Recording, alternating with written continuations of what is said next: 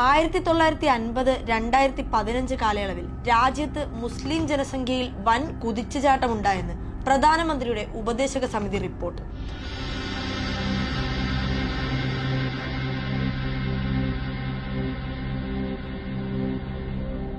അതെ, നാട് മുഴുവൻ നടന്ന് വിദ്വേഷ പ്രസംഗം നടത്തി അത് ജനങ്ങൾക്ക് കല്ലുകടിയായി. അതിന്റെ പ്രശ്നങ്ങളെല്ലാം ഉണ്ടായതിന് പിന്നാലെ പ്രധാനമന്ത്രിയുടെ ഉപദേശക സമിതി പുതിയ റിപ്പോർട്ട് പുറത്തിറക്കിയിരിക്കുകയാണ്. യാഥാർത്ഥ്യവുമായി യാതൊരു ബന്ധവുമില്ലാത്ത ഒരു റിപ്പോർട്ട്. റിപ്പോർട്ടിൽ പറയുന്നത് ഇന്ത്യയിൽ ക്രമാതീതമായി മുസ്ലിം ജനസംഖ്യ കൂടുന്നതുകൊണ്ട് അവരിപ്പോൾ ഇന്ത്യയിൽ ഒരു ന്യൂനപക്ഷം അല്ലെന്നാണ്. അതുകൊണ്ടാണ് BJP ഇന്ത്യയിലെ ഹിന്ദുക്കൾക്ക് ഊന്നൽ കൊടുക്കുന്നതെന്നും മുസ്ലിങ്ങളെ അധികം ബലപ്പെടുത്തേണ്ട ആവശ്യമില്ലാത്തതെന്നുമാണ് പ്രധാനമന്ത്രിയുടെ ഉപദേശക സമിതിയുടെ വാദം. കണക്ക് പ്രകാരം തന്നെ ഇതിൽ വലിയ പിഴവാണുള്ളത്. ഉപദേശക സമിതിയുടെ റിപ്പോർട്ട് പ്രകാരം 1950 മുതൽ 2015 വരെയുള്ള കാലയളവിൽ ഹിന്ദുക്കളുടെ ജനസംഖ്യാ വിഹിതം 7.8% കുറഞ്ഞു. മുസ്ലിങ്ങളുടെ ജനസംഖ്യാ വിഹിതം 43.15% കൂടി. തീർത്തും വസ്തുതാവിരുദ്ധമായ പച്ചക്കള്ളമാണ് ഈ സർവേയിലുള്ളത്. എന്ത് കണക്ക് നോക്കിയാണ് പ്രധാനമന്ത്രിയും ഉപദേശക സമിതിയും ഈ റിപ്പോർട്ടിൽ എത്തിയതെന്ന് എങ്ങനെ നോക്കിയാലും മനസ്സിലാകില്ല. ഇനി ഇതിന്റെ ശരിയായ കണക്ക് പറയാം.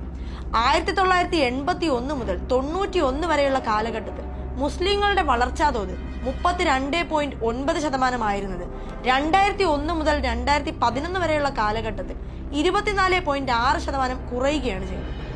ഇതിങ്ങനെ ശതമാനക്കണക്കായിട്ട് പറഞ്ഞാൽ ആർക്കും മനസ്സിലാവില്ല. പ്രധാനമന്ത്രിയുടെ ഉപദേശക സമിതിയുടെ റിപ്പോർട്ട് പ്രകാരം മുൻപുണ്ടായിരുന്നത് 10 മുസ്ലിങ്ങളായിരുന്നെങ്കിൽ ഇപ്പോൾ അത് 12 ആയി എന്നും ഹിന്ദുക്കളുടെ എണ്ണം ഇതേപോലെ തന്നെ കുറഞ്ഞുവെന്നുമാണ് സർവേയിൽ പറയുന്നത്. യഥാർത്ഥ കണക്കിന് നേരെ ഉൾട്ടയാക്കിയാണ് പ്രധാനമന്ത്രിയും കൂടെയുള്ളവരും ഈ റിപ്പോർട്ട് സമർപ്പിച്ചിരിക്കുന്നത്. ഇതിന്റെ പ്രധാന ഉദ്ദേശം ജനങ്ങളെ തെറ്റിദ്ധരിപ്പിക്കുക എന്നത് തന്നെയാണ്. ലോക്സഭാ തെരഞ്ഞെടുപ്പ് 3ാം ഘട്ട വോട്ടെടുപ്പും കഴിഞ്ഞതോടെ BJP ആകെ പാനിക്കായിരിക്കുകയാണ്. കഴിഞ്ഞ തവണത്തേതുപോലെ പാട്ടും പാടി ജയിക്കാം എന്ന തോന്നൽ BJPക്ക് ഇപ്പൊ ഇല്ലാതായി. 2019 മുൻപ് വരെ ഒളിഞ്ഞും മറിഞ്ഞും നടപ്പാക്കിയിരുന്ന വർഗീയ അജണ്ടകളെല്ലാം BJP അതിനുശേഷമുള്ള 5 വർഷവും വളരെ ഓപ്പൺ ആയിട്ട് തന്നെ ചെയ്തു തുടങ്ങി. ബ്രിജ്ഭൂഷൺ വിഷയം, ഇസ്രായേൽ അനുകൂല നിലപാട്, മണിപ്പൂർ കലാപം, രാമക്ഷേത്ര നിർമ്മാണം എന്നിങ്ങനെ ഏകാധിപത്യം ഊട്ടിയുറപ്പിക്കുന്ന പ്രവണതയാണ് ഈ 5 വർഷങ്ങളിൽ നമ്മൾ കണ്ടത്. ഭരണഘടനയ്ക്ക് പോലും പുല്ലുവില കൊടുത്താണ് ഈ കാലയളവിൽ ബില്ലുകൾ പോലും പാസാക്കിയത്. പ്രതിപക്ഷത്തെ ഒന്നടങ്കം സസ്പെൻഡ് ചെയ്ത് ഒഴിഞ്ഞ കസേരകളെ നോക്കിയാണ് ഭരണഘടനാ വിരുദ്ധമായ എല്ലാ ബില്ലുകളും കേന്ദ്രം പാസാക്കിയത്. ഇതെല്ലാം ജനങ്ങൾ ഇത്തവണ വിലയിരുത്തി. സോഷ്യൽ മീഡിയയുടെ വളർച്ച BJPയുടെ എല്ലാ കള്ളത്തരങ്ങളും ഉടൻ തന്നെ ജനങ്ങളിൽ എത്തിച്ചു. വസ്തുത മറച്ചുവെക്കാൻ അവർക്ക് കഴിയാതെയായി. പതുക്കെ പതുക്കെ മോദി ഒരു ശരിയായ ഏകാധിപതിയാണെന്ന് ജനങ്ങൾക്ക് മനസ്സിലായി. ശക്തി കേന്ദ്രങ്ങളായ മഹാരാഷ്ട്ര, ഗുജറാത്ത്, രാജസ്ഥാൻ, ഹരിയാന, ബീഹാർ, കർണാടക എന്നിവിടങ്ങളിൽ BJPക്ക് പ്രതീക്ഷിച്ച മുന്നേറ്റം ഉണ്ടാക്കാൻ സാധിച്ചില്ല. നിതീഷ് കുമാറിന്റെ കാലുമാറ്റവും പ്രജ്വൽ രേവണ്ണയുടെ വിവാദങ്ങളും BJP സൃഷ്ടിച്ച പൊള്ളയായ വിശ്വാസങ്ങൾ ജനങ്ങളിൽ നിന്ന് ഇല്ലാതാക്കി. ഇത് തിരിച്ചറിഞ്ഞ BJPക്ക് ജനങ്ങളിലേക്ക് എത്താനുള്ള ഒരേ ഒരു മാർഗം വർഗീയ വിഷം വിതറുക എന്നതാണെന്നാണ് ഇപ്പോൾ അവർ കണ്ടെത്തിയിരിക്കുന്നത്. അതിന്റെ ഭാഗമായി പ്രധാനമന്ത്രി തന്നെ പലയിടങ്ങളിലും മുസ്ലിങ്ങൾക്കെതിരെയുള്ള വിവാദ പരാമർശങ്ങൾ നടത്തിയിട്ടുണ്ട്. അതിൽ പലതും തീർത്തും വസ്തുതാവിരുദ്ധമാണ്. അധികാരത്തിലെത്തിയാൽ സർക്കാർ ടെൻഡറുകൾ നൽകുന്നതിൽ മുസ്ലിങ്ങൾക്ക് പ്രത്യേക പരിഗണന നൽകും എന്ന് കോൺഗ്രസ് പ്രകടന പത്രികയിൽ പറയുന്നു എന്നാണ് മോദി അവകാശപ്പെട്ടത്. കോൺഗ്രസിന്റെ പ്രകടന പത്രികയിൽ അങ്ങനെ ഒരു വിഷയം പോലും ഇല്ല. അതിൽ വ്യക്തമായി തന്നെ കൂടുതൽ ടെൻഡറുകൾ SC/ST വിഭാഗക്കാർക്ക് കൊടുക്കണം എന്ന് മാത്രമാണുള്ളത്. തെരഞ്ഞെടുപ്പിന്റെ വോട്ടെടുപ്പ് തുടങ്ങിയ ശേഷം പോലും മോദി ഇത്തരം വിദ്വേഷ പ്രസംഗങ്ങൾ നടത്തിയിട്ടുണ്ട്. മുസ്ലിം വിഭാഗങ്ങൾ പെറ്റ് പെരുകുകയാണെന്ന് വരെ പൊതുവേദിയിൽ മോദി പറഞ്ഞു. കോൺഗ്രസ് അധികാരത്തിൽ വന്നാൽ രാജ്യത്തിന്റെ സ്വത്ത് മുസ്ലിങ്ങൾക്ക് തീരെഴുതി കൊടുക്കുമെന്ന് അത് അനുവദിക്കരുതെന്നും മോദി പറഞ്ഞു. ഹിന്ദു സ്ത്രീകളുടെ കെട്ടുതാലി പോലും മുസ്ലിങ്ങൾ പൊട്ടിച്ചെടുക്കുമെന്ന് പറഞ്ഞു.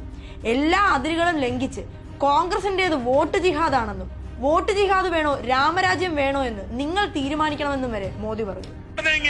और पहले जब उनकी सरकार थी उन्होंने कहा था कि देश की संपत्ति पर पहला अधिकार मुसलमानों का है.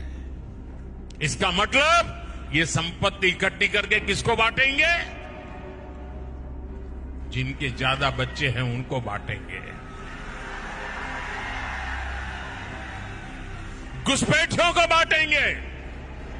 क्या आपकी मेहनत की कमाई का पैसा घुसपैठियों को दिया जाएगा? आपको मंजूर है? ये कांग्रेस का मैनिफेस्टो कह रहा है कि वो माताओं बहनों का सोने का हिसाब करेंगे. उसकी जड़ती करेंगे, जानकारी लेंगे और फिर उस संपत्ति को बांट देंगे। ഒരു മറ പോലുമില്ലാതെ മതേതര ഇന്ത്യയുടെ തിരഞ്ഞെടുപ്പ് പ്രചാരണത്തിൽ ഒരു പ്രധാനമന്ത്രി പറഞ്ഞ വാക്കുകളാണ്, ഞങ്ങൾ നിങ്ങൾക്ക് രാമരാജ്യം വാഗ്ദാനം ചെയ്യുന്നുവെന്ന്.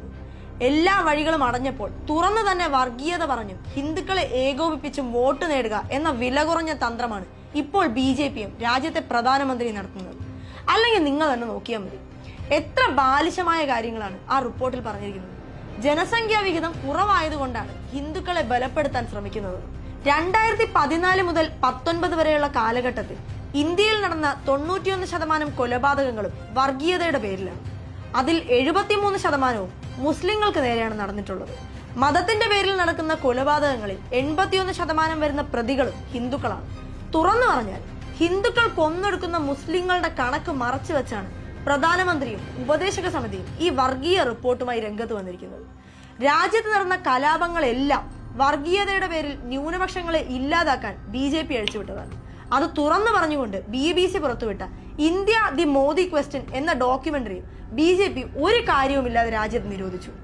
BBC തന്നെ പുറത്തുവിട്ട ഒരു വാർത്തയിൽ പറയുന്നത് invisible in our own country being a Muslim in Modi's India എന്നാണ്.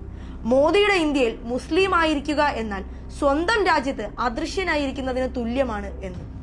ജീവിച്ചിരിക്കുക എന്ന ഭരണഘടനയുടെ ഏറ്റവും ബേസിക് ആയ അവകാശം പോലും നിഷേധിക്കപ്പെടുന്ന മതന്യൂനപക്ഷങ്ങൾക്ക് നേരെ വർഗീയ വിഷം ചീറ്റുന്ന BJPയെ ഇത്തവണ ജനം തിരിച്ചറിയുമെന്ന് തന്നെ പ്രത്യാശിക്കാം. മതേതര ജനാധിപത്യ ഇന്ത്യ പുലരാൻ ഇനിയും വൈകിയിട്ടില്ല എന്ന് തിരിച്ചറിയാം.